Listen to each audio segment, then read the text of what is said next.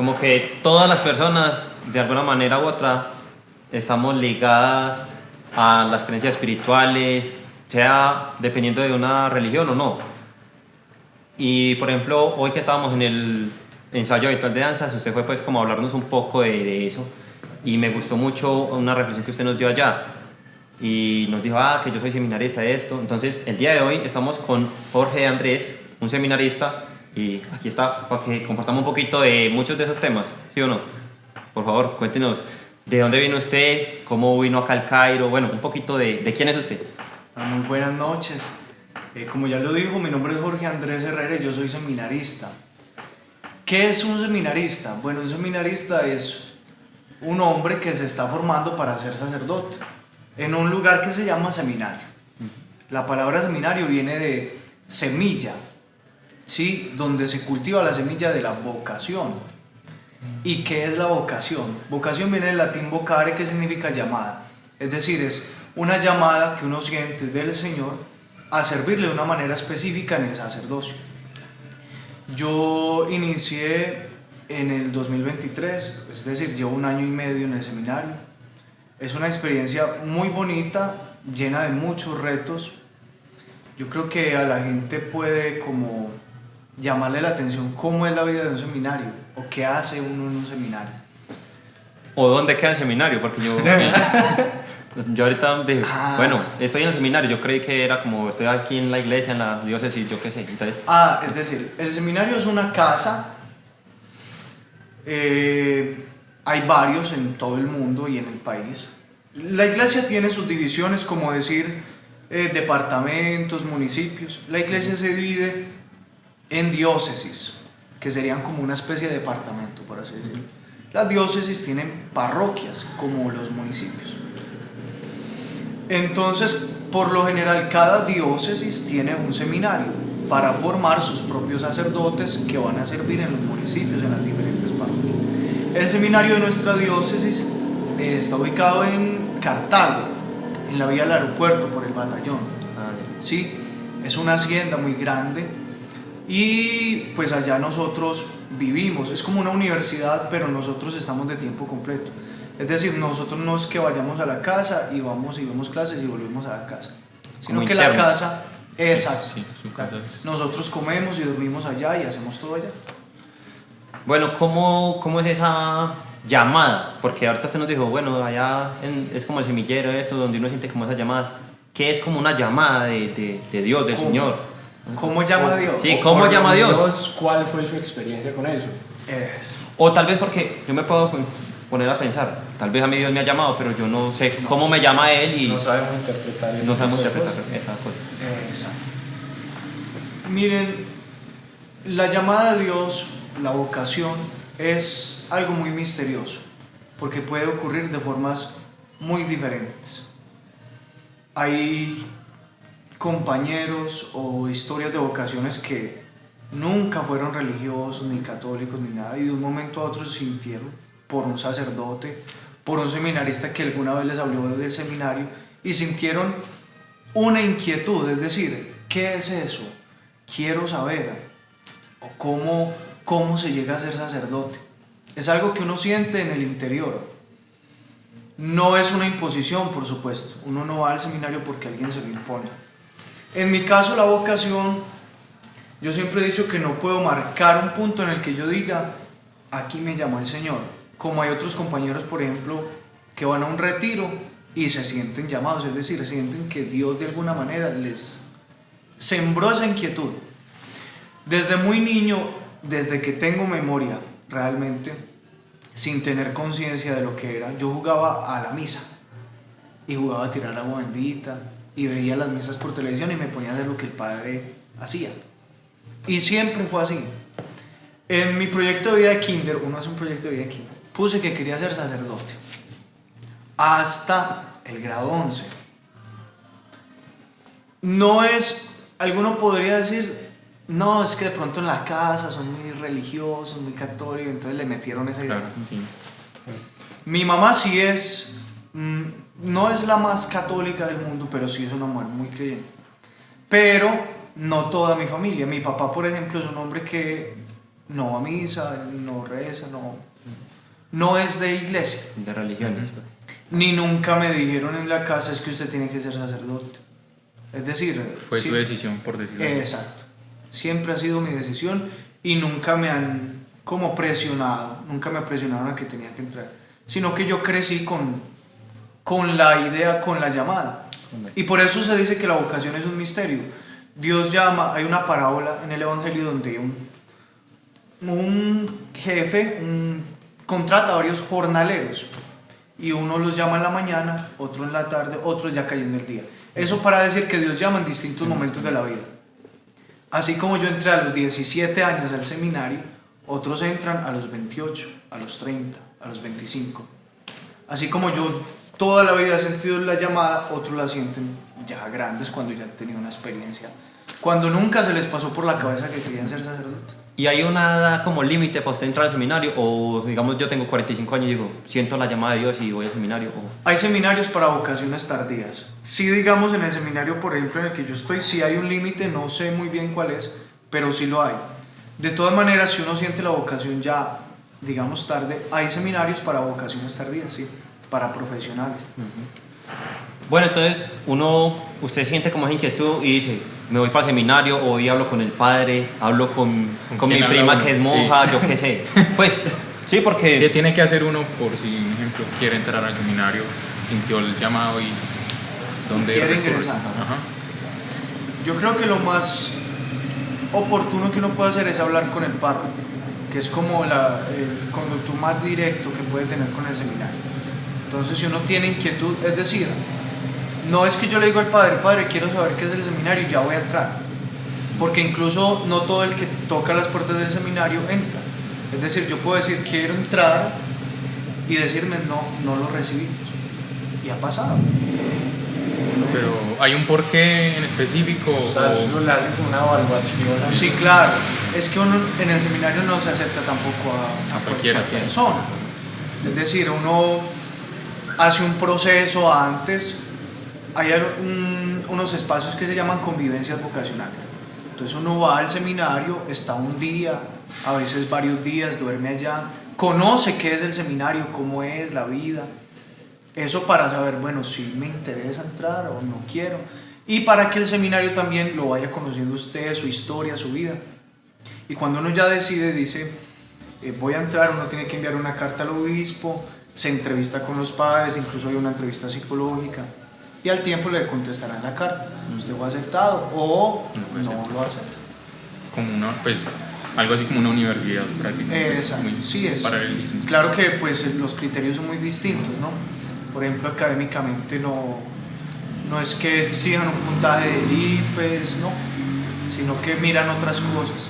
Son otros criterios pues a la hora de... Bueno, ya a usted le dijeron, va para el seminario. ¿Cómo es, o sea, cómo llegar? Porque nosotros, yo creo que en el mundo común y corriente estamos enseñados a unas cosas, pero entrar allá ya implica otras cosas. Es decir, cuando uno entra al seminario, el mundo es totalmente diferente allá. Es una vida muy distinta, digamos, yo creo que para una persona que ha vivido mucho en el mundo, que ha sido de fiestas, un seminario al inicio va a ser muy difícil. Digamos que como yo crecí en un ambiente de parroquia, de iglesia, iba a misa y todo, no fue tan difícil. Pero empezando que uno no sale cuando quiere, es decir, uno va a encerrarse y uno sale, nosotros tenemos salida libre los miércoles en la tarde. Entonces, de resto todo el tiempo es allá. Entonces, para una persona que, digamos, claro, todo el tiempo era en la calle, va a ser muy difícil. La oración, nosotros oramos, tampoco es todo el tiempo, pero sí hay momentos marcados de oración. Una persona que no oraba nunca, que no. Es decir, son situaciones, por ejemplo,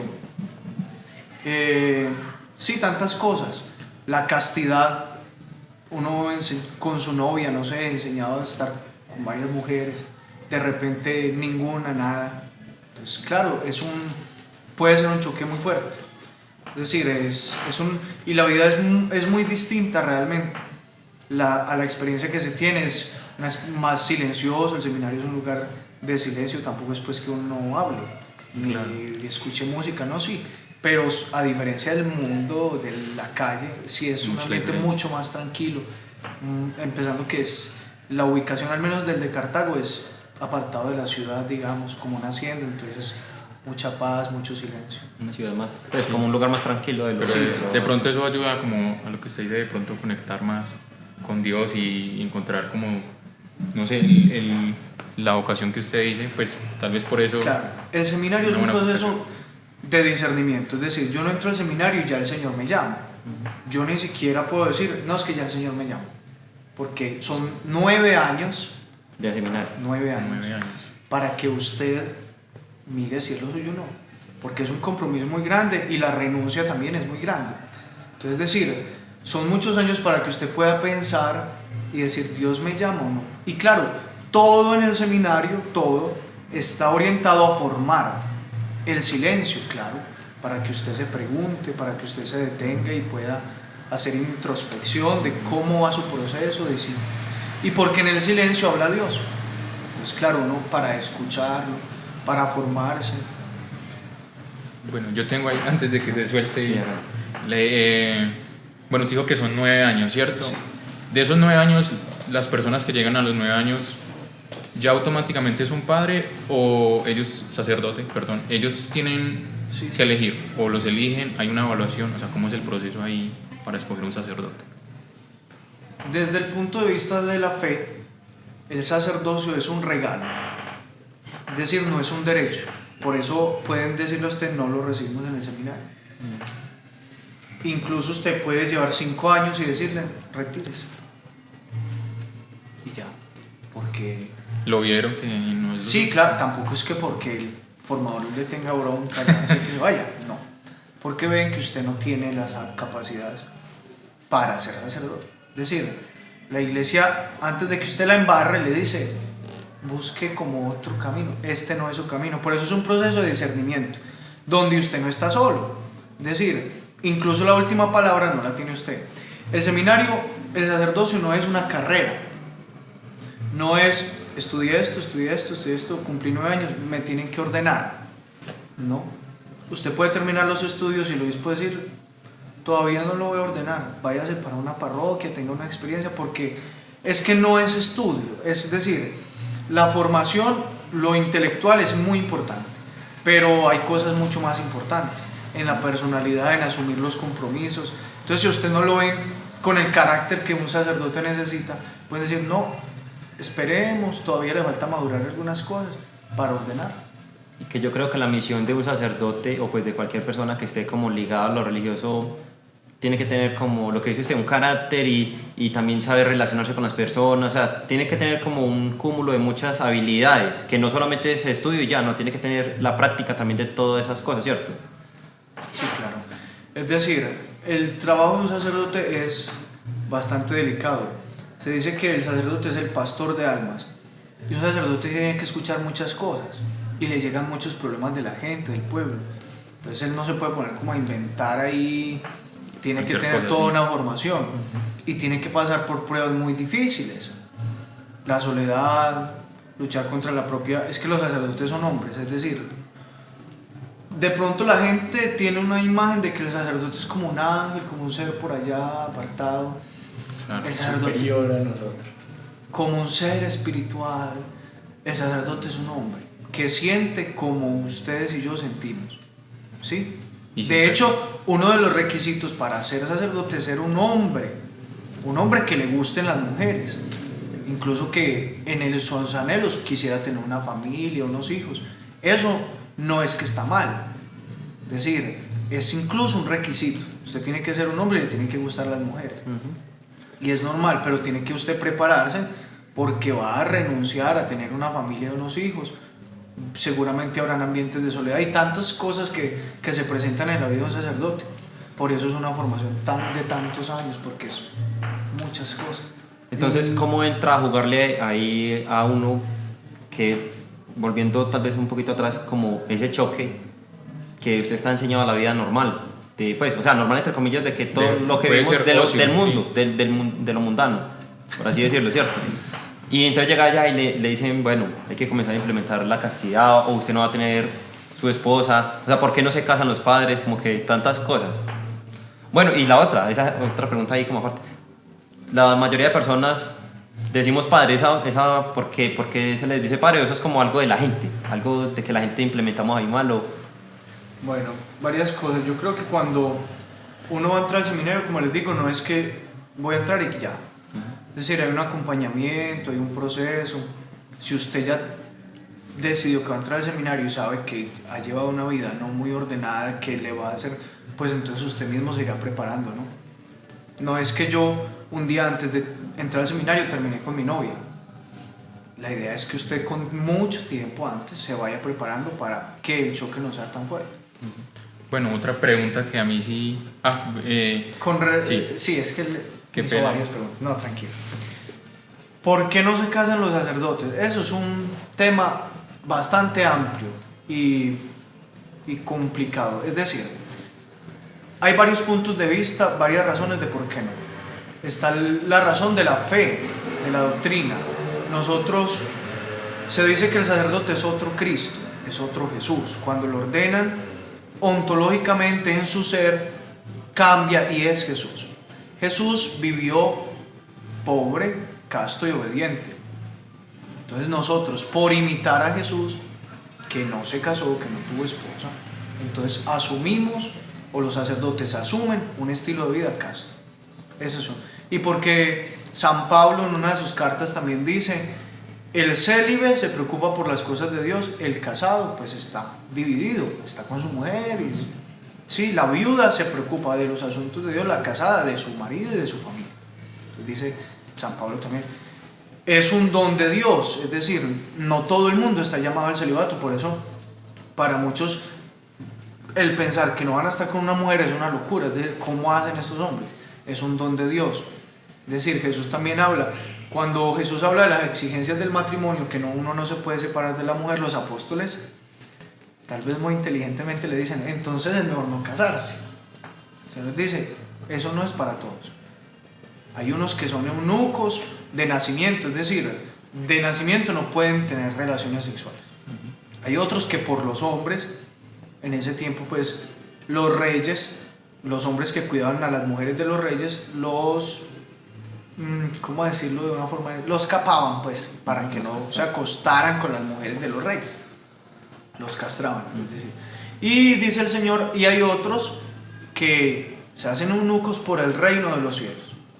Y ahí entrarían los sacerdotes, es decir, porque también el celibato ayuda a una prefiguración del cielo, es decir, en el cielo no vamos a casarnos ni vamos a tener relaciones sexuales, ¿no? Hay un pasaje del Evangelio donde a Jesús le dicen unos saduceos que eran una comunidad que no creía en la resurrección y le preguntan, bueno, una mujer se casó con 7 maridos, cuando llegue la supuesta resurrección, ¿de quién va a ser marido si con los 7 estuvo casada? Jesús dice, no, cuando resuciten van a ser como ángeles, es decir, es una prefiguración el celibato de lo que será el cielo, donde seremos como ángeles, no ángeles, pero como ángeles. Es decir, el impulso sexual, el apetito sexual, todo eso desaparece. Exacto, porque son cosas muy humanas, muy naturales. Esa como en cuestión de fe, habrá muchas más razones en cuestión de fe. Y en cuestión de disciplina de la iglesia. Incluso el celibato es una cuestión disciplinaria más que doctrinal. Es decir, en algún momento, es muy difícil que suceda, pero en algún momento un papa podría decir, los sacerdotes se pueden casar. Y en la fe no habría ningún problema, en la doctrina no habría ningún problema. Al principio de la iglesia, los sacerdotes, Pedro, uno de los apóstoles de Jesús, tenía esposa. No. Pero la iglesia ha visto más provechoso que los sacerdotes sean solteros, porque se pueden dedicar mejor al servicio de Dios y de la comunidad. Es decir, que mi obispo me cambie. Yo estoy en el Cairo, llevo 6 años con mi esposa y mis hijos. Y el obispo me dice, se tiene que ir para una parroquia lejos y pobre. Y mi esposa no se quiere ir, que porque ella tiene las amigas aquí, tiene el trabajo aquí, tiene todo aquí. Ahí se divide. Entra en conflicto con el sacerdote. El sacerdote tiene que estar con la gente, es el tiempo completo. Es decir, un sacerdote no es abro de 6 a 8 y después de las 8 no atiendo a nadie. Si a las 3 de la mañana se supone, llegan y le tocan, hay un enfermo que se está muriendo, el sacerdote tiene que salir.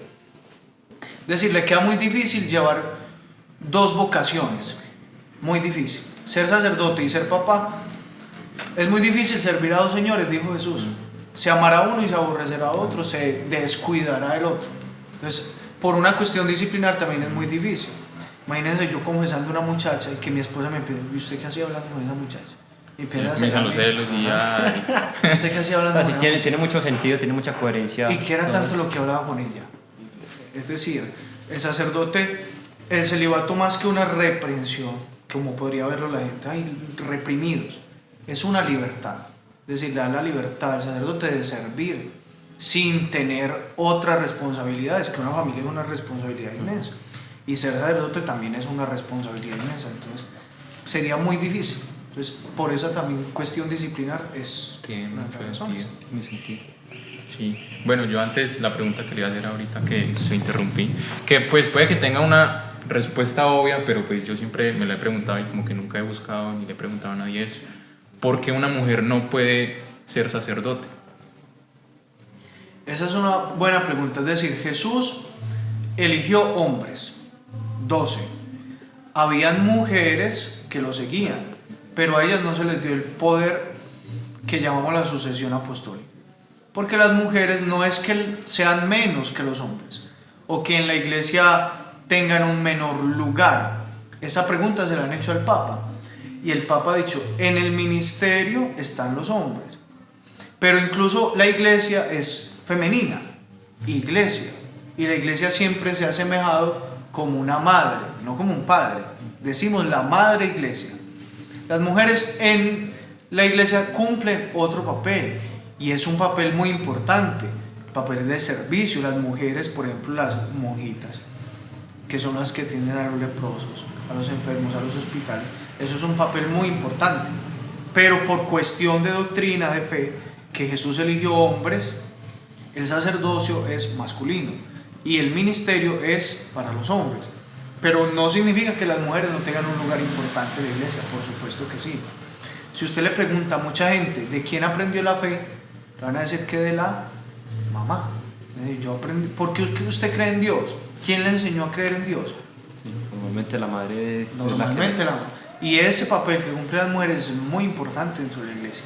Pero por una cuestión doctrinal, es decir, Jesús quiso elegir hombres y confiarles a ellos, a hombres, el ministerio. Entonces, por eso, no significa que las mujeres quedan relegadas a un segundo puesto. Cumplen también. Claro, incluso en el Evangelio, la primera persona en ver a Jesús resucitado fue una mujer. La primera persona a la que Jesús le dijo que era el Mesías, el Hijo de Dios, fue una mujer. Es decir, no es que Jesús rechace a las mujeres, sino que por una cuestión doctrinal es para los hombres. Y como usted lo decía ahorita, que tal vez en el futuro los padres se puedan casar, o sea, ¿habrá una posibilidad de que una mujer pueda ser sacerdote en el futuro? No creo que sea, porque les decía, quién sabe, lo del celibato es una cuestión disciplinar. Lo de las mujeres, el sacerdocio y los hombres es una cuestión más de doctrina. La doctrina no se puede cambiar. Es decir, lo que Jesús dijo es así y ya.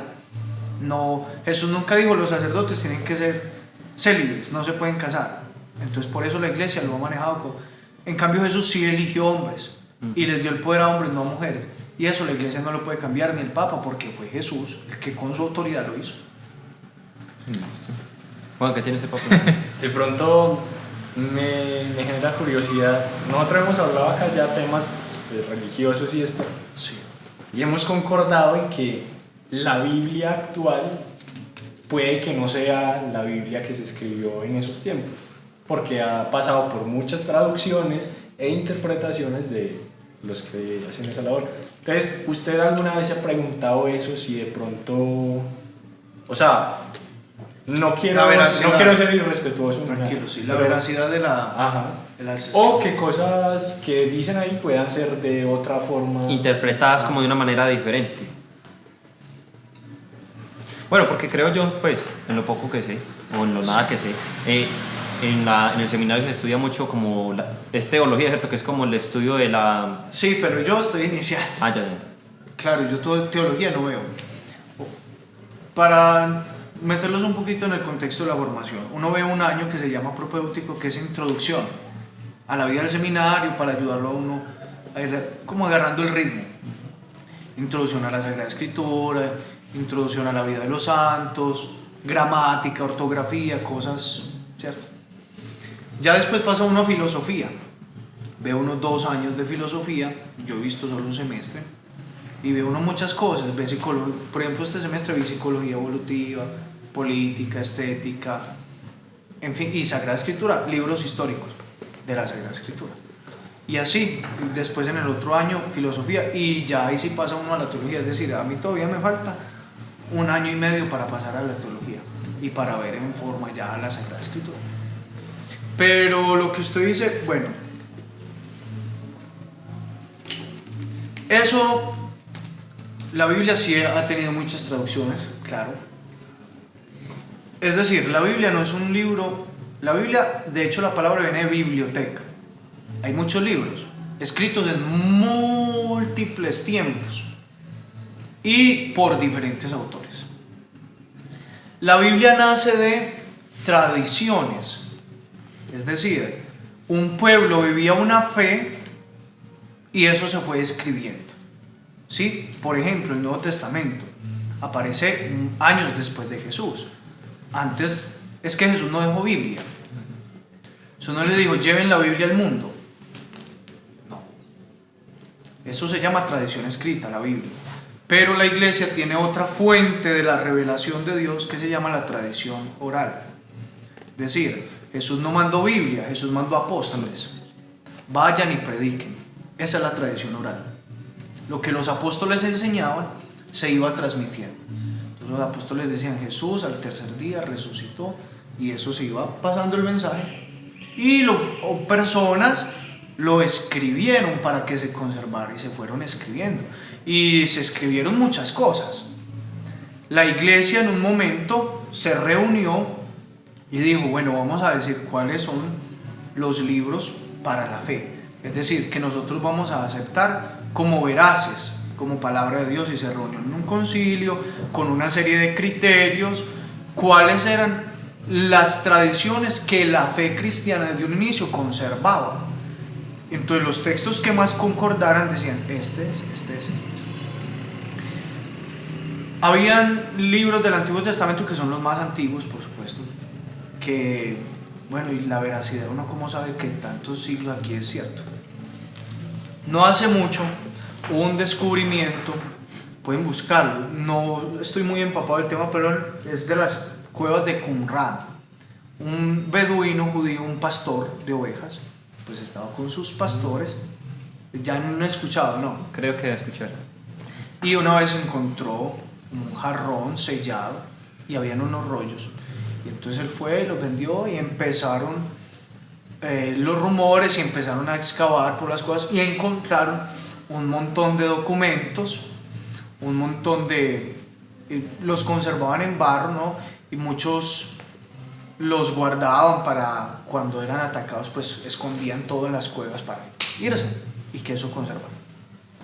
Se encontraron, es que no recuerdo de qué año, pero muy antiguos, eran textos de la Biblia, muy antiguos. Entonces, ¿cuál era el temor? ¿Qué tal que nosotros miremos esto y confrontemos con la Biblia que tenemos actual y no concuerden? Que era lo que usted me decía. Es decir, ¿qué tal que lo que diga ahí no sea lo mismo que dicen las Biblias de ahora? Encontraron del libro de Isaías casi completo, creo que encontraron completo el libro de Isaías, y concordaba todo. Es decir, esa fue la gran sorpresa, de que la tradición se había conservado. Es decir, textos antiquísimos a los que teníamos ahora, pues compararon, claro, con el temor que les decía, ¿no? De qué tal que... y no, y encontraron que sí concordaban las traducciones. La Biblia es un tema bien complicado, porque la Biblia no es un libro de historia, no pretende contar la historia del pueblo de Israel ni historia universal. La Biblia no es un libro de biología, porque es que hay muchos que salen diciendo esto con la biología no concuerda. Por ejemplo, que el diluvio tapó hasta la montaña más alta y si hubiera topado la montaña más alta, el Everest, a esa altura no podrían respirar Noé y su familia, entonces morían. Entonces la Biblia es ilógica. Es que la Biblia no es un libro de ciencias ni de física, ni de ciencias naturales, ni trata de explicar, como les decía, una historia universal. La Biblia es un libro de fe. Es decir, lo que a los autores sagrados, los que escribían la Biblia, les importaba, más que dar datos exactos, era dar un dato de fe. Por eso les decía, lo que una comunidad iba viviendo en su experiencia de fe, lo iban escribiendo. Y se iban formando tradiciones. Pero no... Entonces salen un montón de personas diciendo, la Biblia tiene contradicciones, porque aquí dice que fueron tantos los muertos y en el otro que cuenta el mismo pasaje dicen que fueron tantos los muertos. Entonces se contradice porque no concuerda. Es que eso es irrelevante. Si murieron 20.000 o murieron 22.000, eso no importa. Es decir, a los autores sagrados no les interesaba contar un dato exacto, sino un dato de fe. Dios ayudó a su pueblo, no lo abandonó. Ese es el dato de fe. Que el mundo fue creado en 7 días y la ciencia dice que pasaron millones de años. 7 días, eso. ¿Cuál es el dato de fe? Que Dios hizo todo de la nada. Ese es el dato de fe. O sea, cuando dicen Dios mueve montañas, no es literalmente que las movió, sino que significa que hizo todo lo posible por ayudar a su pueblo. Un ejemplo. Es decir, claro, si tienen fe como un granito de mostaza, pueden decirle a esa montaña, arrójate al mar. Pues alguien que tenga fe, va, dígale, pues a ver si la montaña se mueve. Es decir, lo que Jesús está diciendo, van a hacer cosas muy grandes con su fe. La fe puede mover cosas muy grandes, puede hacer cosas muy grandes. Por eso les decía al inicio, la Biblia no puede tomarse así literal. Es más metafórica que y literal. Es un libro de fe. Es decir, como interpretación, pues, de... Lo que importa en la Biblia, lo que les decía, es el dato de la fe. No si pasó así, tal cual, porque no es un libro de historia, ni si biológicamente es así o según la ciencia. No, porque es un libro de la fe. Es decir, yo no puedo llegar a tomarla así, no, porque los autores sagrados cuentan sus experiencias de fe. Lo que vieron de Dios, lo que experimentaron de Dios, lo plasmaron, y eso es lo que importa. Sí. Hubo un tiempo que acá vino un muchacho, pues, de otro que yo sé que nos ve, el viejo Alex, y él es de la iglesia pentecostal, y entonces el hombre, pues yo crecí con mis padres y con mis creencias católicas, porque pues mi familia ha sido católica toda la vida. Yo tal vez iba mucho a la misa también, o bueno, mucho no iba cada vez a la misa y me gustaba, pero entonces ya como que uno va llegando a un punto donde le va llegando ese como, no sé, desapego, donde uno cree que tal vez la espiritualidad y el mundo el camino de Dios no le llama tanto la atención. Pero entonces vino él un día como pues de turista acá a pasear y me dijo, yo pues porque a mí me genera mucha curiosidad como el tema espiritual y el tema de Dios, entonces yo tal vez por conocer un punto de vista diferente al católico le pregunté a él, bueno, ¿qué nos puede ayudar a seguir el camino de Dios? Y él me dijo, léase el Nuevo Testamento y ya está, ustedes no crean nada más, sino léase el Nuevo Testamento y ahí se dará cuenta. Entonces yo interpreté como que lo que yo leí en el Nuevo Testamento es como una serie, como un manual para la vida, para seguir como un camino recto, independientemente pues de religiones. Obviamente esto es pues como una interpretación mía. Sí, profe. Y yo creo que en la Biblia hay muchas enseñanzas que si las personas las aplicamos vamos a ser muy valiosas, sí. Eso, son muy valiosas y nos hacen convertir en una persona que en lugar de restar a las demás personas, le suma y suma a usted, a los que están alrededor, a todo el mundo. Es decir, es una tendencia creciente. La religión es ser buena persona, dice la gente, ¿sí? Y uno puede tomar el evangelio como una filosofía o como un manual ético, moral, para la vida mía. Es que tiene enseñanzas muy bonitas. No hagas a los demás lo que no quieres que te hagan a ti. Por ejemplo, dijo Jesús, eso es bonito para la vida, ¿no? Pero desde la fe, nosotros no creemos que Jesús fue un filósofo, un maestro de ética. Nosotros, por lo que vemos que hizo Jesús y por lo que Él dijo, creemos desde la fe que Él es Dios. Y ahí nace la fe y nace la religión.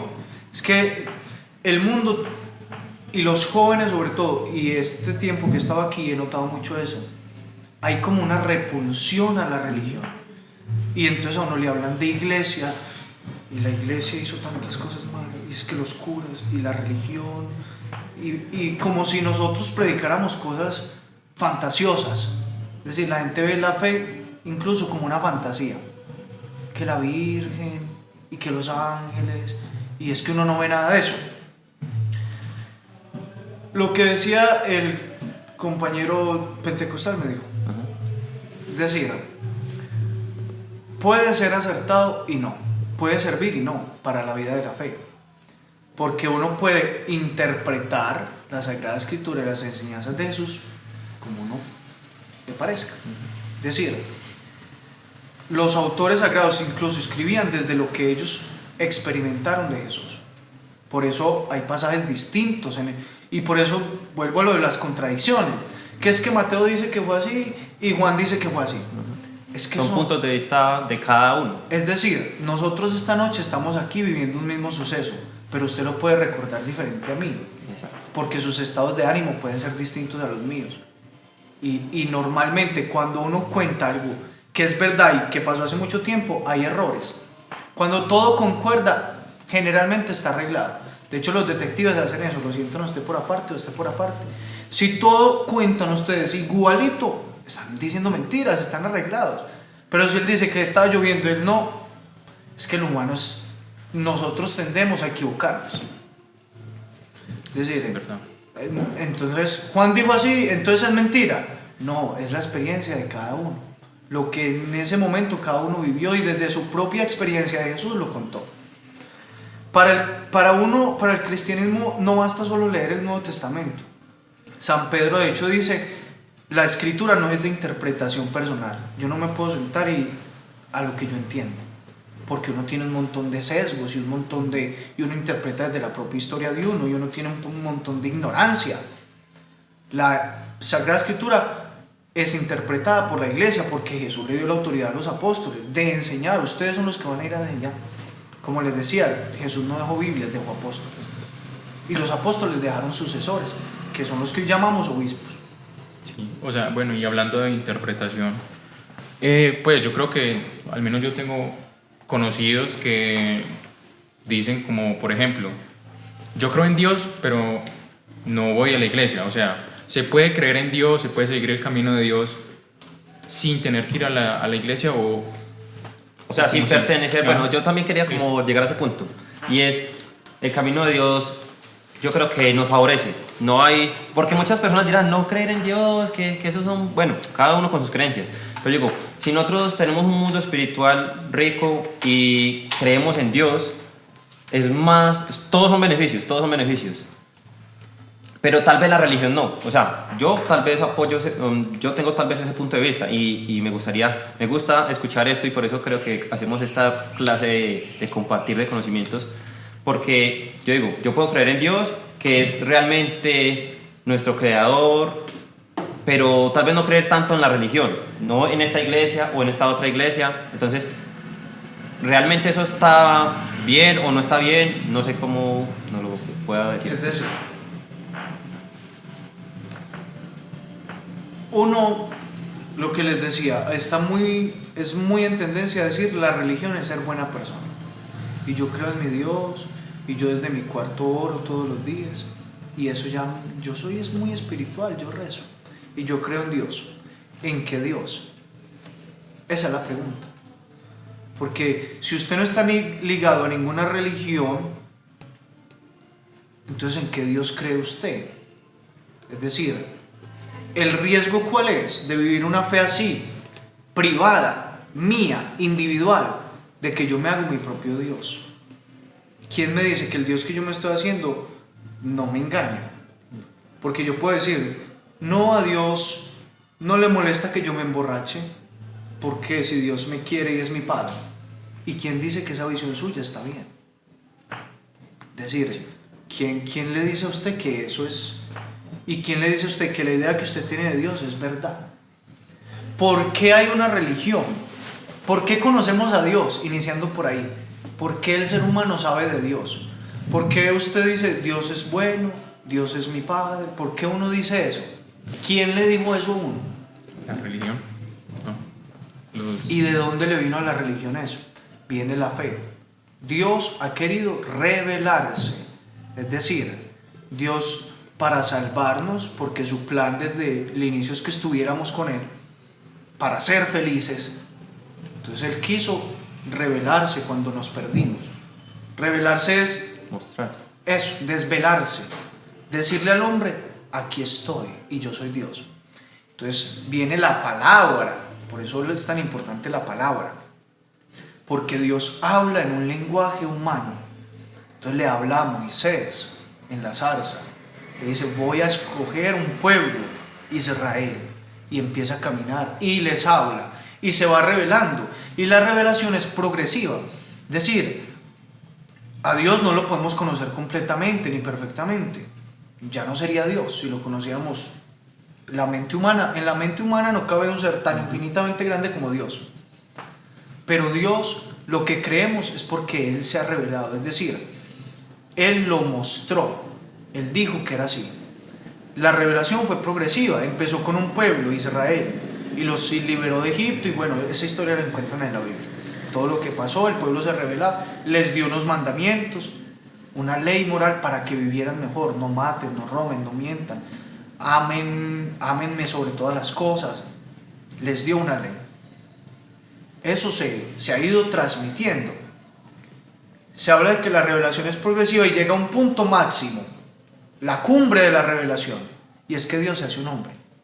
Ya no habla desde la nube, desde la montaña, por allá, en nubes, truenos, como con Moisés. Entonces el pueblo se tapaba porque Dios descendió sobre el Sinaí, en el Sinaí, qué miedo y relámpagos y todo. En la plenitud de los tiempos, Dios quiso hacerse un hombre para revelarse a nosotros, es decir, para que lo conociéramos, para caminar en nosotros. ¿Por qué sabemos que Dios nos ama? Porque siendo Dios, se hizo un hombre. Decía un sacerdote, y me disculpan la expresión, él le decía así, el ser humano es una mierda. Sí. Y o sea, hablando en un lenguaje muy coloquial, el ser humano, él decía, desde sudar hasta limpiarse el rabo, eso es la enfermedad, lo traicioneros que podemos ser, lo malvados, los ruines que podemos ser, la enfermedad, el sudor, nuestros malos olores, todo, es que el ser humano es... Y Dios se quiso hacer un humano, y por eso sabemos que nos ama, y se quiso revelar en su Hijo Jesús. La palabra que desde antes hablaba desde la montaña y desde la nube se hizo carne, tomó nuestra carne y se nos presentó. Y Jesús creció en una familia normal, nació de la Virgen, bueno, conocerán la historia, ¿cierto? ¿Por qué sabemos que Jesús es Dios? Es decir, yo les puedo contar esto y ustedes dicen, muy bonito, ay, Dios se reveló. ¿Quién les acredita a ustedes que eso es verdad? Que esa historia no la inventó la religión. Esa es la pregunta, ¿cierto? Viene entonces los hechos que cuentan los evangelios. Es decir, Jesús, más que hacer milagros, Él no vino a hacer milagros principalmente. Él vino a revelarse, es decir, a mostrar cómo era Dios. Y entonces, para un judío llamar a Dios Padre, eso era una locura. Dios no era Padre, ¿cómo se le ocurre? Los niños en la escuela judía, cuando escribían el nombre de Yahvé, se tapaban los ojos por respeto. Jesús dice, Dios es Padre, Padre nuestro que estás en los cielos. Va revelando cómo es Dios, y Dios es amor. Y miren, Dios se preocupa por ustedes, no se preocupen qué van a comer o qué van a vestir. Si Dios alimenta a las aves del cielo y viste las flores del campo, ¿cuánto no va a hacer más por ustedes que son sus hijos? Y eso lo reveló Jesús. ¿Cómo sabía la gente que Jesús no era un charlatán? Que decía, yo soy hijo de Dios. Es que cualquiera puede venir y decir, es que yo soy el hijo de Dios, y predicar. Y yo en esta noche puedo decirles, yo soy el hijo de Dios. ¿Y ustedes cómo me creen? Entonces Jesús, ¿qué hacía? Milagros. Que no hubiera duda de que la mano de Dios estaba con él. Entonces curaba ciegos. Eso era para confirmar sus palabras. Es decir, lo que Jesús dice es verdad, porque es Dios. ¿Y cómo sabemos que es Dios? Miren lo que hace: cura ciegos, limpia leprosos, resucita muertos. Es Dios. Por eso no es un charlatán. Ahora bien, muere. El hecho, digamos, más definitivo, convincente, contundente para decir Jesús era Dios, es que resucitó. ¿Cómo sabemos que resucitó? ¿Por qué cree? Porque un libro lo dice. Porque esos hombres que lo dijeron murieron por eso. Ustedes saben quién está dispuesto a morir por una mentira y de la forma en que morían, es decir, crucificados, Que no es cualquier cosa. apedreados, los tiraban desde por allá, les cortaban la cabeza, los tiraban a los leones. Es decir, ¿cómo sostienen una mentira cuando lo van a torturar? Cuando los azotaban muchas veces. Entonces por eso uno dice, tal vez no estaban mintiendo. Y los evangelios dicen, se apareció después de la muerte de Jesús y de la resurrección. Los evangelios nos van a empezar a contar las apariciones de Jesús. Y dice, Jesús se les apareció y les dijo, mírenme, soy yo. Y ellos no creían, pensaban que era un fantasma. Imagínense uno ver un muerto, se asustan. Sí. Entonces yo les digo, no, soy yo, miren mis manos, las heridas. Y comía con ellos para que vieran que es verdad, no están alucinando. Tóquenme, siéntanme, como con ustedes. Porque ellos después tenían que decirle al mundo, ese hombre resucitó, yo lo vi, yo lo toqué, yo comí con él. La Biblia dice que se le apareció a más de 500 hermanos. Es decir, mucha gente vio a Jesús. Por eso el cristianismo creció, porque es que no era una locura de 12 hombres. Mucha gente vio a Jesús. Y eso se fue esparciendo. Y la sangre de esos hombres confirmaba que lo que ellos decían era verdad. Porque por muy chiflado que uno esté, si lo van a matar, uno no sostiene una mentira. Y que a pesar que tanto que sufrieron y que los persiguieron, vea que al día de hoy sigue estando esa verdad. Hay una conversación que tienen los sacerdotes de aquella época, no los sacerdotes actuales. Una vez escuché una cosa que es que los sacerdotes son malos. Empezando que los sacerdotes crucificaron a Jesús son malos. Estamos hablando de que la Biblia habla de un sacerdocio judío. Los judíos tenían, claro, ellos querían aplacar el cristianismo, el imperio también, porque en ese tiempo había muchas revueltas. Entonces cualquier cosa de revolución, el imperio tenía que apagarla, que se podía rebelar el pueblo. El cristianismo iba creciendo, un grupo notable, iba en contra de las creencias judías, no respetaban el sábado, decían que un hombre que los judíos habían matado era Dios, eso hay que acabarlo. Entonces encarcelaban a los apóstoles, los azotaban, les prohibían hablar en el nombre de Jesús. Ellos obviamente no, es que no podemos dejar de hablar, si Él nos lo encargó y Él es Dios. Uno de los notables sacerdotes, eso está en la Sagrada Escritura, dice, miren, no se ensañen con ellos. Si es de Dios, si no es de Dios, no va a prosperar, eso se acaba. Pero si es de Dios, ni nosotros podremos detenerlo. Han pasado 2000 años y aquí seguimos hablando de Jesús y de que Jesús es Dios. Es decir, la historia le da la razón a los apóstoles. Jesús ha resucitado. Y lo que les decía es que confirmaron con su sangre, y no solo ellos. La iglesia fue perseguida casi 300 años al inicio. Y era un espectáculo matar cristianos, los tiraban a los leones. Y ellos no se retractaban. Seguían creyendo en que un hombre había resucitado y que ese hombre era Dios. Entonces a partir de esa experiencia de fe que nos ha sido transmitido, uno dice, Jesús es Dios. Y de ahí nace una tradición. Entonces lo que Jesús les enseñó a los apóstoles, lo que les decía, la tradición oral. Y nace una iglesia.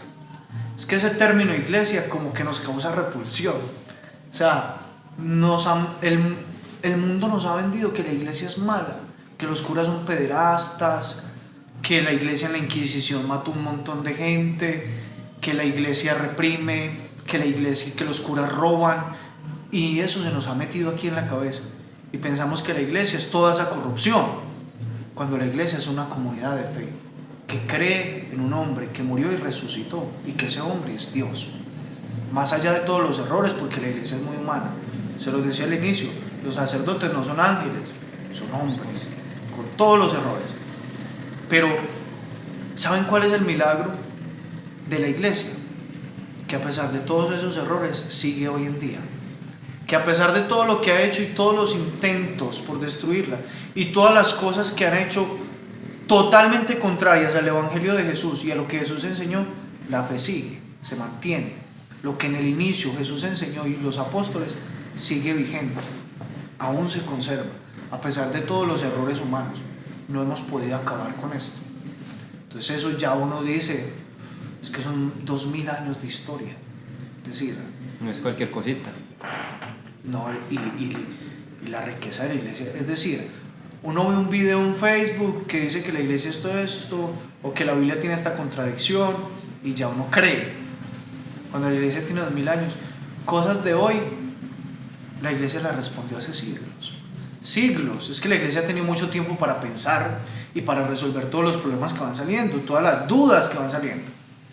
Una vez escuchaba, es muy curioso porque esta semana la experiencia que he tenido es, a veces llegábamos a casas que nos invitaban a comer, que eran como restaurantes, no sé, iban otras personas a comer, y uno escuchaba que las personas empezaban a hablar de temas religiosos, no con nosotros, pero yo me supongo, tal vez soy muy convencido, que era para que nosotros escucháramos, ¿sí?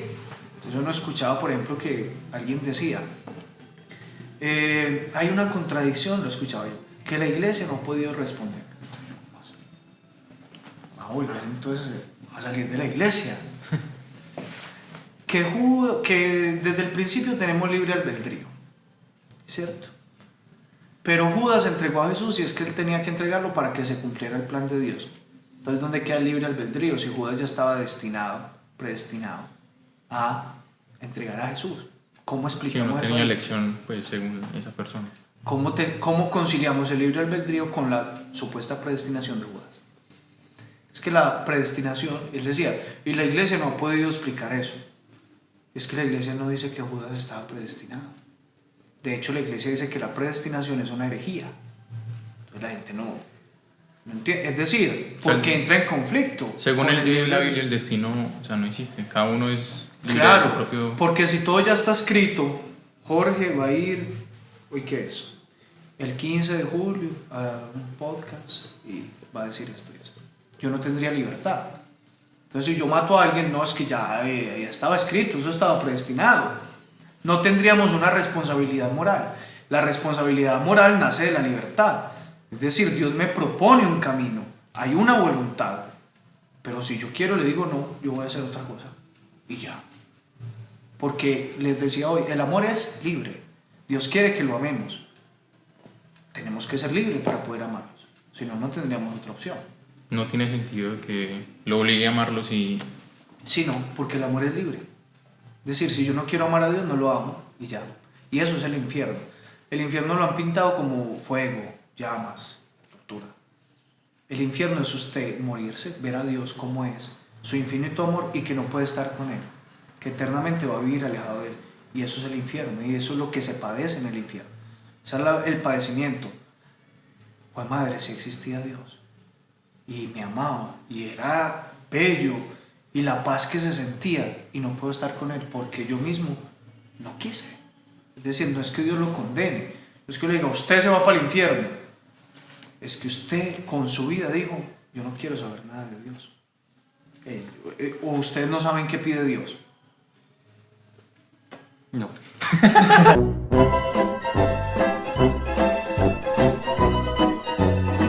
Es decir, uno sabe, la iglesia habla de una ley natural. En el corazón del hombre está escrita la ley de Dios. Uno sabe qué es bueno y qué es malo, o no lo sabe. Sabe, pues como tiene la capacidad de discernimiento. Exacto.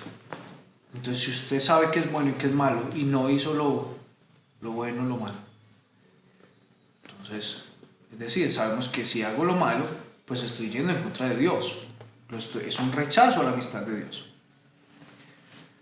Lo que me preguntaban de la religión, si es ser buena persona, entonces, desde mi punto de vista, es muy peligroso, no. Es decir, es que la idea nociva que tenemos en la cabeza de que la religión es mala, de que la religión es que la religión no es mala, es que nos han hecho ver que es mala, que nos impone cosas, que nos reprime, que ha sido muy mala, que los curas que nos roban, que van es adoctrinarlos, van a lavarles el cerebro. No. Hoy les decía yo a unas señoras, estábamos dándoles un curso de la Sagrada Escritura, de la Biblia, que son las señoras que proclaman las lecturas en la misa. Yo les decía, esto es para que ustedes sean mejores cristianos. ¿Y qué es ser cristiano? Ser cristiano es el encuentro con una persona. Ser cristiano, y se los decía creo que también en la charla con los jóvenes, no es un montón de normas, de reglas, de ritos. Esos son formas de expresar el cristianismo. Es decir, se va dando en el camino. Por eso yo les decía, yo no vengo a convencerlos aquí de que crean en la Virgen, de que van a misa. Eso con el tiempo, si hacen un proceso de fe, se irá dando porque van a ir entendiendo qué es. No es un montón de cosas sin sentido, porque uno va a la misa y uno no entiende nada. El padre hace así, y el padre hace así, y el padre dice que esa oblea, como dicen algunos, muy respetuosamente, que es el cuerpo de Cristo, y uno no entiende nada. Pues es que usted no ha tenido una experiencia de fe. El cristianismo es el encuentro con una persona. Si usted no se ha encontrado con Jesús, usted no es cristiano. Es decir, hay mucha gente que puede ir a misa y ni sabe quién es Jesús. No puede ser cristiano. No es cristiano. El encuentro con Jesús cambia la vida. Miren, uno de los pasajes de tantos, Jesús va pasando, se llama la vocación de Mateo, el llamado de Mateo. Mateo era un publicano. ¿Saben qué es un publicano? Un publicano era un recaudador de impuestos del imperio. Es decir, un hombre con plata. Y que sabía, porque para hacer cuentas y todo, no era un iletrado. Era un hombre importante. Y el pueblo estaba pagando impuestos, hasta aquí impuestos, y él vivía tranquilo cobrando impuestos. Tenía mucha, se supone, o intuimos, la iglesia tenía mucho dinero, porque era un publicano. El Evangelio cuenta que Mateo es uno de los que escribe el Evangelio. Es decir, él mismo escribe cómo se encontró con Jesús. Jesús va pasando, lo mira y le dice, sígueme. Y Mateo lo deja todo y lo sigue. Lo que uno se pregunta es, ¿qué vio Mateo? Es decir, como si venga un loco o yo y yo le digo, sígueme, y usted deja la barbería, deja las cámaras, de todo, y deja el podcast y se abre, ¿qué pasó con y se va detrás de mí. Y yo que Jesús tampoco era un rico, pues se veía como un pobre, y usted se va detrás de mí. Es decir, Jesús tenía algo que cambiaba la vida y hacía que las personas lo dejaran todo por él. Y eso tiene que pasar en la vida nuestra. Cuando yo me encuentro con Jesús, cuando yo siento su mirada, me cambia la vida. Y eso es cristianismo. Si yo no me siento, nos han enseñado que Jesús nos salvó. ¿De qué? Es que uno crece, uno de niño cree. La fe de un niño es linda, porque el niño le dicen, Jesús murió en la cruz por usted. Ay, tan lindo Jesús. Y resucitó por usted. Tan lindo Jesús. Lo salvó. Tan lindo Jesús. ¿Y de qué me salvó? Cuando uno llega viejo, ¿cierto? ¿De qué me salvó Jesús? Cuando uno no siente que Jesús lo ha salvado, el cristianismo no tiene sentido. Esa narrativa de que murió en la cruz por mí, lo azotaron y resucitó, no tiene sentido. ¿De qué me salvó? Cuando uno siente que Jesús lo salva, es que en el dolor uno se hace fuerte. Una lectura en estos días en la misa decía, allí donde tú eres débil, yo me hago fuerte, mi gracia te basta. Cuando uno está en la miseria, que toca fondo y siente que no había nadie, que solo estaba Dios y que me salvó, que me sacó de esas tinieblas, ahí empieza mi experiencia de vida cristiana. Es que ese hombre me salvó. Era la experiencia de los enfermos. Es que ese hombre resucitó a mi hija. Mi vida entera se me murió mi hija y él la resucitó. Yo me voy detrás de él. Es que yo no veía y me abrió los ojos. Ya no soy ciego, yo me voy con él. Eso es el cristianismo. sentir que Jesús me ha salvado, que Él me acompaña, que me ha mirado con amor.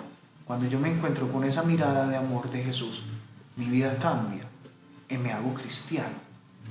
Que como les digo, más allá de todos los ritos, de todo, es la experiencia, es el encuentro con un hombre que se llama Jesús y que cambia la vida. Para pensar esta noche. Una reflexión que yo creo que a muchos nos falta, porque lo que decía usted ahorita, mucha gente tal vez hemos llegado a ir a misa o asistimos a la iglesia pero ¿por qué hacemos esto? Entonces tal vez todas estas charlas pueden a uno servirle como para ir entendiendo, ir tal vez conociendo el llamado también de Dios, ¿cierto? Tal vez saltando un poquito de tema, o no sé si ustedes tengan alguna pregunta. Ahí. El único paréntesis, venga, cambiémonos del lugar que tengo el cuello.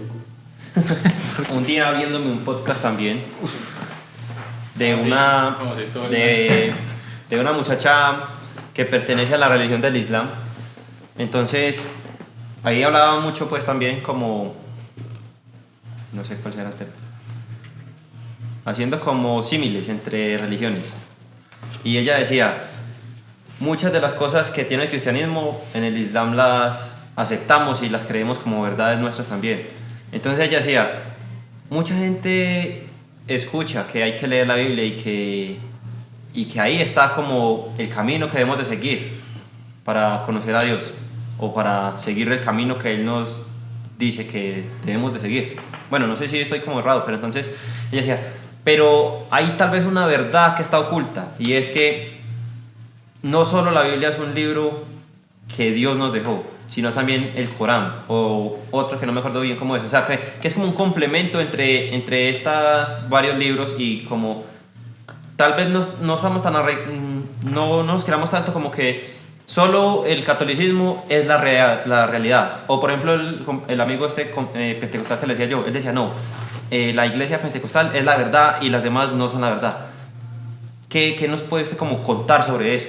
O sea, tal vez tienen razón, o solo el cristianismo y el catolicismo es la verdadera realidad o el camino a seguir. ¿Cómo podemos nosotros aprender a discernir todos esos mensajes que van por ahí? Sí, porque religiones Hay muchas. Ajá. Hay muchas. ¿Cómo saber que esta es la de veras? O sea, sí, que o que tal vez no es puede ser un complemento con otra religión, o que esta es una verdad que se puede complementar con esta, o que si estoy acá pues no estoy haciendo mal, o tengo que venir acá o tengo que ir allá. Bueno, no sé. O sea, ustedes no... Sí, es decir, Jesús dejó una iglesia para que su mensaje se transmitiera. Tú eres Pedro y sobre esta piedra edificaré mi iglesia. Eso no es un invento de los apóstoles. Él quiso dejar una iglesia en la que se diera culto a Él, en la que se hablara de Él, en la que la gente viviera la fe. Por eso la fe no se vive individualmente, la fe se vive en comunidad. De la fe suya, de su experiencia de Jesús, me nutro yo, y todos formamos una familia que se llama iglesia, y con unos pastores que nos van guiando, que se forman para guiarnos, para enseñarnos. La iglesia habla de algo que se llaman las semillas del verbo. Es decir, no vamos a decir los musulmanes ya están condenados porque no son católicos.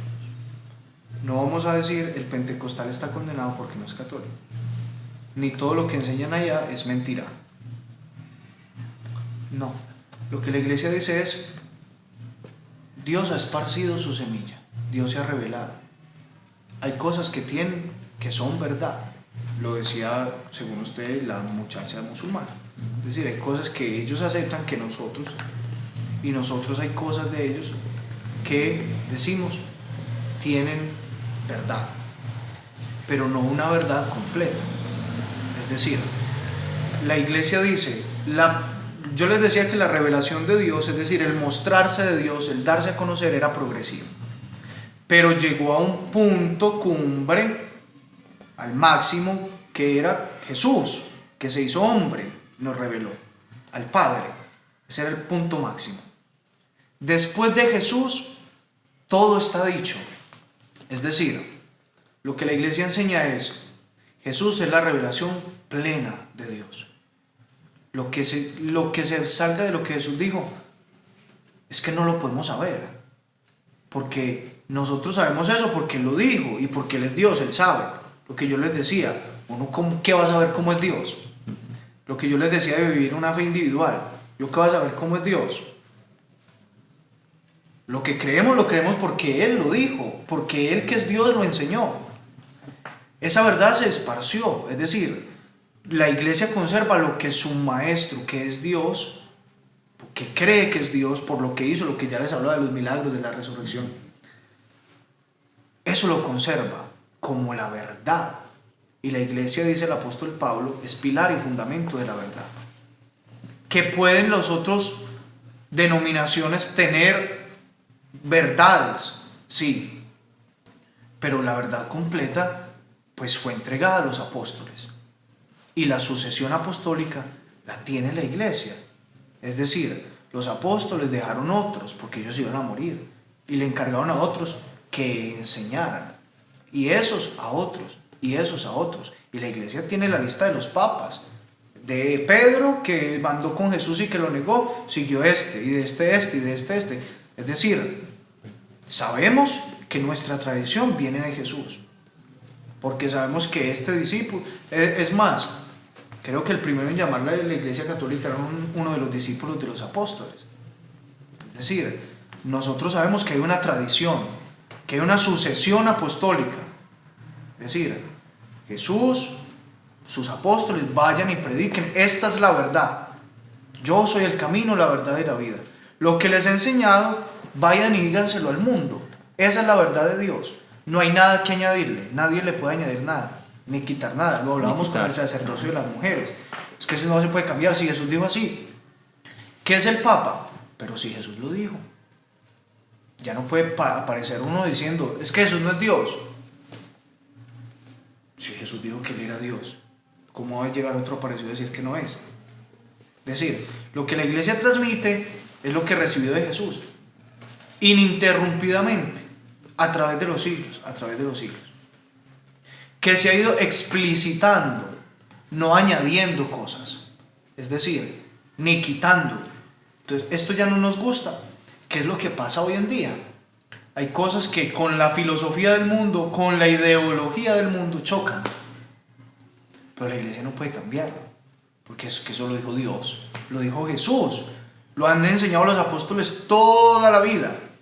¿Cómo van ahora a venir cómo la iglesia, porque el mundo dice que no es así, va a decir que no es así?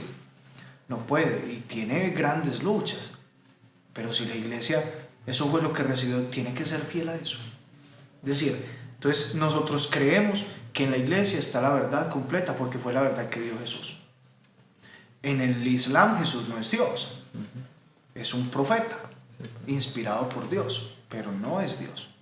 Ellos creen en un solo Dios, es una de las grandes religiones monoteístas. Entonces la iglesia dice, de eso tienen verdad, Dios es uno, no están tan errados, alaban al mismo Dios que nosotros. Que la verdad, pues les falta lo que Jesús reveló, la resurrección, la doctrina de la iglesia, les falta. No significa que no tengan cosas loables, buenas. De hecho, hay algo que se llama la iglesia el ecumenismo, que es el diálogo que tiene la iglesia con otras religiones, con el judaísmo, con el islam. Incluso hay cartas de los papas refiriéndose al budismo, señalando lo bueno de esas religiones. Es decir, entonces los papas diciendo, ellos van hacia la creación, hacia la naturaleza, y la naturaleza es una obra de Dios, y en la naturaleza se descubre a Dios. No están tan perdidos, es lo que dice la iglesia. Y la iglesia en lo que se empeña más que en lo que diferencia es en lo que los une. Es decir, ellos buscan lo natural, Dios se descubre en la naturaleza. Salgan y miren el universo, las estrellas, el mundo, se darán cuenta que hay una inteligencia superior que hizo todo esto. Esto no puede venir de la nada. Se necesita más fe para creer que esto vino de la nada, a que hay una inteligencia que lo ordenó todo y que llamamos Dios. Entonces, en lo natural se descubre a Dios, y eso es lo que señala la iglesia y de las otras denominaciones. Jesús dijo, Dios quiere que todos los hombres se salven, Dios quiere que todos y lleguen al conocimiento de la verdad. Es decir, no podemos decir se van a condenar. Pero si usted ha conocido la verdad, si usted ha tenido la dicha de que lo que Jesús enseñó le ha llegado hasta usted y usted decide rechazarlo, ahí sí tenemos problemas, porque es que le llegó. ¿Qué culpa tiene un musulmán de nacer musulmán, de criarse musulmán, de creer desde niño que esa es su religión? Y entonces se murió y dice, no, es que la religión era el catolicismo, se va para el infierno. Que Muy sería injusto, un Dios injusto. Ajá.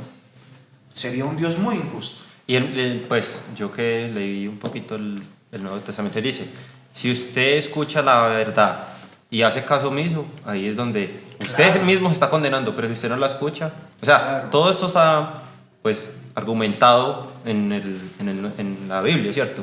No es que usted, la Iglesia Católica lo inventó, no, eso es lo que usted nos decía ahora, todo tiene un... Es que miren, el problema de ¿por qué la gente no cree en la iglesia ya?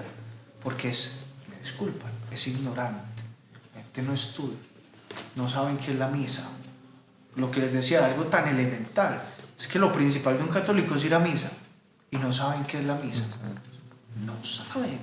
No saben todo, o sea, si ustedes supieran todo lo que hay en una misa, lo que significan los ritos. Es decir, porque el Padre parte el pan. Eso tiene todo un simbolismo. El por qué nos ponemos de pie, por qué nos sentamos, por qué el Padre extiende los brazos así. Es decir, todo tiene un simbolismo. Para una cosa insignificante, para que ustedes vean, pues, el sacerdote dice, lectura del Santo Evangelio según San Mateo. Y uno responde, gloria a ti, Señor. Hasta ahí. Gloria a ti, Señor. Se hace la lectura, palabra del Señor, y uno responde, gloria a ti, Señor Jesús. Se le añade el Jesús, porque ya sabemos que el Señor es Jesús. Se nos ha revelado en su palabra, nos ha hablado. Es decir, es eso. Incluso el sacerdote, antes de proclamar el Evangelio, dice, el Señor esté con ustedes, que más que un esté, que un deseo, es una aclamación. El Señor está con nosotros. Mírenlo en su palabra. Nos va a hablar. Nos va a decir, vengan a mí los que están rendidos y agobiados, que yo los aliviaré. Lo que habla el Evangelio. Y ahí está Jesús. Esa palabra que hemos escuchado se hace carne. Más aún se hace alimento. Entonces después va el pan y el vino a convertirse en el cuerpo y la sangre del Señor para alimentarnos, para hacernos uno solo. Usted no va a ser un Cristo, y el otro Cristo, y el otro Cristo, y otro Cristo. Vamos a ser uno solo. Nos une la comunión. Por eso se llama comunión. Común, unión común. Todos comemos de un mismo pan, que es Cristo. Es decir, son varias hostias, pero el pan es uno. Cristo es el cuerpo de Cristo. Y usted es el cuerpo de Cristo, y todos formamos el cuerpo de Cristo. Y estamos llamados a vivir como Jesús. La gente no entiende, la gente piensa que recibir la hostia, no sé, para la buena suerte o para qué será. Si no es pecado, pero si no, y ya. ¿Cierto? Como no entienden que la iglesia enseña que ese pan es Dios, es Jesús. Y volvemos a lo mismo. ¿Quién dijo eso? Jesús. Es que Él dijo, tomen, coman, esto es mi cuerpo. ¿Quién le dice que no puede hacer eso si es Dios? Él le dijo a los judíos, el que come mi carne y bebe mi sangre tiene vida eterna. Los judíos se escandalizan. Para los judíos la sangre los volvía impuros. Comer carne, por ejemplo, ellos no comían cerdo, era un animal impuro. Sangre, impuro. La menstruación de una mujer cuando menstruaba quedaba impura. Entonces que venga y diga, les voy a dar a comer mi carne, mi sangre, y lo seguían mucha gente. Porque eso se da después de la multiplicación de los panes, que le da a comer a más de 5.000 hombres. Claro, si hay un hombre que está dando comida gratis, mucha gente se va detrás de él. Y él les dice, ustedes me siguen no porque crean en mí, Y no por comida. sino porque yo les di de comer. Así les dice Jesús. Pero yo les voy a dar otro alimento, mi carne, mi sangre. Yo soy el pan que da la vida. Y ellos dicen, ¿cómo así? Explícanos. Sí, el que coma mi carne y beba mi sangre tendrá vida eterna. Este lenguaje es muy duro. ¿Cómo así que nos va a dar a comer su carne y su sangre? Jesús no se retracta. es más insistente. El que no coma mi carne y no beba mi sangre no tiene vida eterna. Y toda esa multitud se va. Dicen, este está loco. Y se va. Y Jesús no se va detrás. Vengan, no, era un signo, es un simbolismo, es una parábola. No es literalmente. Los deja que se vayan. De hecho, mira a los 12 apóstoles y les dice, ¿ustedes también se quieren ir? Váyanse. Y Pedro dice, Señor, ¿a quién iremos? Si solo tú tienes palabras de vida eterna. Y se quedan con él. Para enseñarnos Jesús que, es decir, no es un invento de la iglesia. Jesús dijo que se iba a hacer pan para estar con nosotros, para alimentarnos. Parece imposible, pero Él es Dios. No nos queda más que creer. Lo que les decía, para confirmar lo que las palabras de Jesús, ¿qué hacía Jesús? Milagros. Para que la gente dijera, es que aquí está la mano de Dios. Este hombre habla en nombre de Dios, es Dios. Busquen milagros eucarísticos, donde la hostia se convierte en carne, donde el vino se convierte en sangre, es real. Cuando yo estaba en el catequesis de, no sé si de la confirmación o la comunión, creo que fue el padre o la catequista, nos habló de una vez, pues, tal vez me estoy acordando mal, pero como que una vez en una Eucaristía, un padre estaba justo ahí en la parte pues donde parte el pan que simboliza, y entonces como que él dijo, pero yo qué estoy haciendo acá, ¿en qué estoy creyendo? Dudó, y ahí mismo eso se convirtió en carne, en la carne, y la estudiaron y no podían saber de qué era esa carne. No sé si es real o es verdad. Pueden buscar, es que uno escucha eso y eso es fantasioso. Sí, es fantasioso. Es decir, uno dice, Si hay algún truco ahí que pasó. pero uno busca y es que eso no, la iglesia no dice, vea, se convirtió en carne, miren, y sacó un pedazo de carne y ya, escondámoslo. Lo someten a pruebas. La ciencia tiene que ir a mirar qué es eso. Entonces descubren, por ejemplo, que el pedazo de carne es del corazón, que está vivo, que la sangre es AB positiva, la misma sangre del sudario que se supone cubrió a Jesús cuando murió. Es decir, un montón de descubrimientos que uno dice, ¿por qué? Porque es la confirmación de Dios, de su palabra. Él sabe que para nosotros es muy difícil entender que un pan es su carne y que un vino es su sangre. ¿Qué hace? Cosas sobrenaturales. Cuando Dios habla con un milagro, ¿qué tiene que hacer uno como un ser humano? Pues si eso se convirtió en un pedazo de carne y eso es sangre, y Él dijo que eso iba a ser su carne y su sangre, ya, yo no puedo decir nada, Él es Dios. 1 más 1 son 2. Es decir, si Dios habla, por ilógico que parezca, ¿a quién vamos a ir si solo tú tienes palabras de vida eterna? Yo los invito a que busquen. Es decir, esto suena increíble, busquen, investiguen por internet, o sea, milagros eucarísticos, las pruebas que les han hecho. Científicos ateos, no es que van a llamar al más católico y venga, estudie usted. Que después de eso, por supuesto, se convierten. Pues al ver que eso No es un tiene milagro, explicación lógica. claro, Bueno, ahí queda uno que. no, si usted no cree, Ya no cree con nada, pues, porque... exacto. Bueno, y bueno, yo creo que para ir llegando a la recta final, yo quiero como que nos dé un consejo a nosotros, que somos jóvenes y bueno, muchas veces yo creo que nos desviamos del camino correcto. Exacto. ¿Qué nos aconseja usted a nosotros como para que encontremos nuestro camino, nos alineemos a decirlo así a Dios? ¿Qué podemos nosotros hacer como para llegar a lo que usted dice, a esa vocación, tal vez más adelante? O a tener la fe más que todo. Eso, O sea, a a tener la tener fe. esa fe. Antes tal vez de ¿qué es una verdadera fe? Antes de nosotros, o sea, de que usted nos diga, tal vez cuál es el camino para descubrir la fe. Entonces, ¿qué es la fe antes que eso? Bueno, San Pablo dice que la fe es la certeza de lo que no se ve. Es decir, tampoco vayan a creer que todo lo van a saber. Van a necesitar un salto de fe, como en todo, en todo. Es decir, para mí y en mi experiencia de vida, es más fácil creer todo este cuento de la iglesia, a creer que no hay un Dios. Es decir, un ateo necesita fe. ¿Quién le asegura a un ateo que Dios no existe? ¿Cómo lo comprueba? Un creyente necesita fe para creer que al menos uno ve cosas sobrenaturales y uno dice, como les decía, el mundo, ¿cómo va a venir de la nada? De la nada absoluta no sale nada, a menos de que haya alguien. Los filósofos antiguos hablan de un demiurgo, de un ordenador. Es decir, muchos filósofos han coincidido en que hay algo que es un primer motor, que es una sustancia de infinitos atributos, que su esencia es la existencia y creó todo y le dio vida a todo. Es decir, busquen eso. Necesitan fe. La fe es la certeza de lo que no se ve. En algún momento van a ustedes tener que decir, no tengo respuesta, pero creo. Eso es fe. Si se nos diera todo masticadito, ¿dónde estaría? La respuesta de Dios al hombre, la respuesta del hombre a Dios que se revela es la fe. Dios dijo así y eso creo.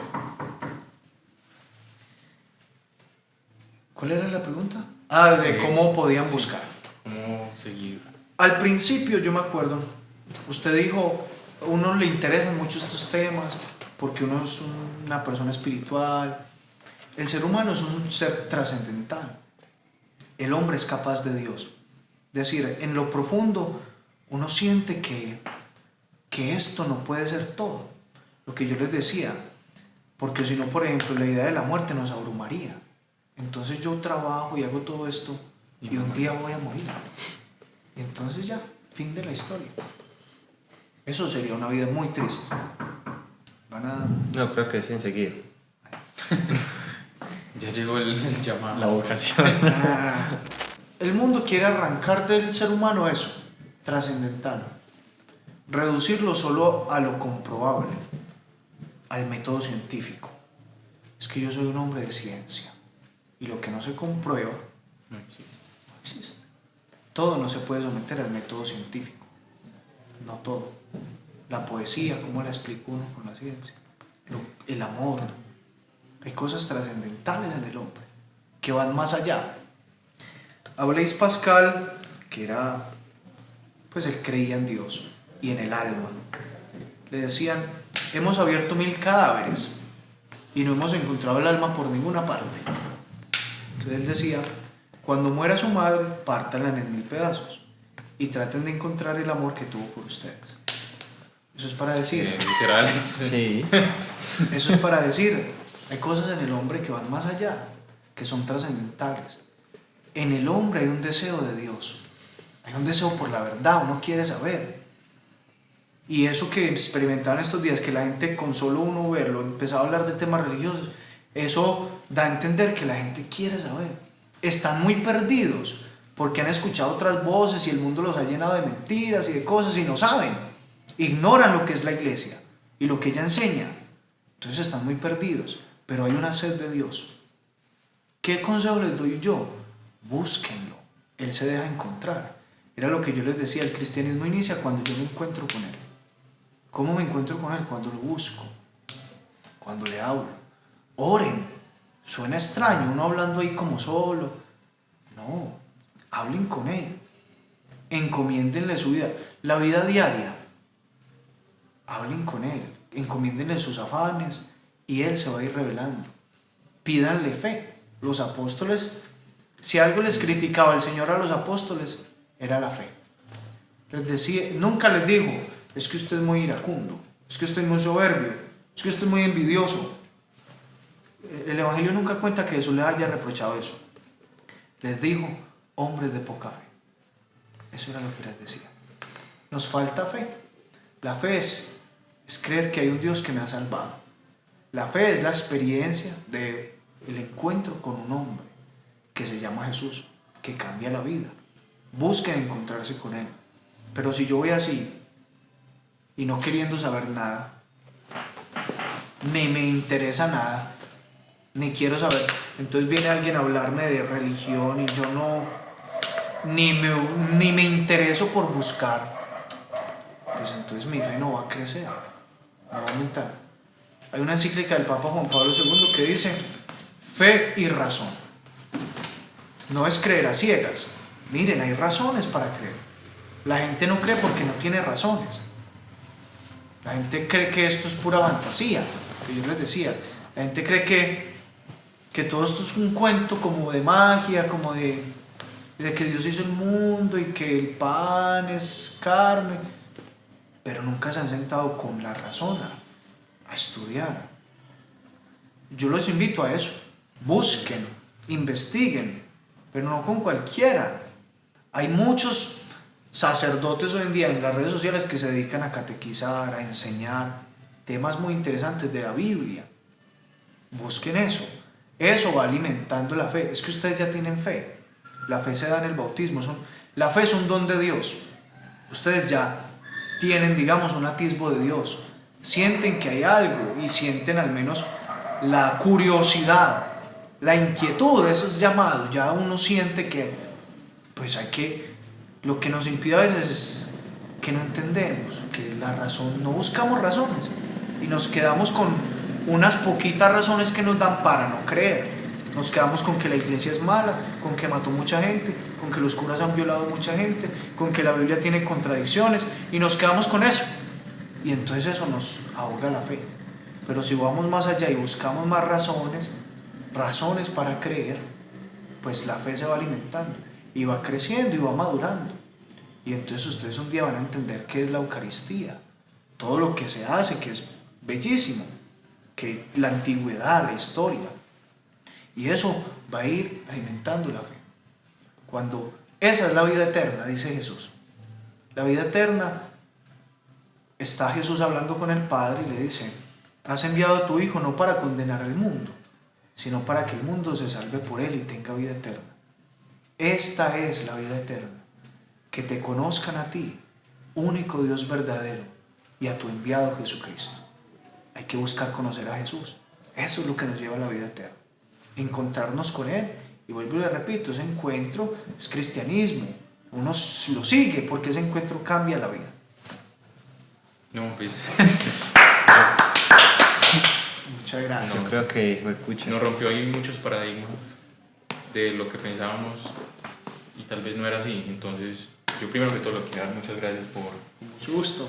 por todo lo que nos dijo y por el tiempo que nos brindó acá y pues como mostrarnos contestó nuestras preguntas y yo creo que eso. las de muchas de las personas que van a ver y es un mensaje que yo creo que necesitamos y queremos que perdure, porque lo que hablamos ahora, tal vez la gente por el desconocimiento o por muchas cosas de la vida en general, estamos perdidos y tal vez decimos: yo no voy a escuchar lo que diga el padre porque los padres son malos, o los padres, bueno, eso es otro, yo para qué lo voy a creer a él. Pero tal vez viendo que aquí hay reunidos 4 jóvenes hablando de este tema o indagando con esa curiosidad, tal vez a ellos también les quede como sonando y digan: pues me voy a dar a la tarea de investigar, me voy a dar a la tarea de hacer que mi fe crezca.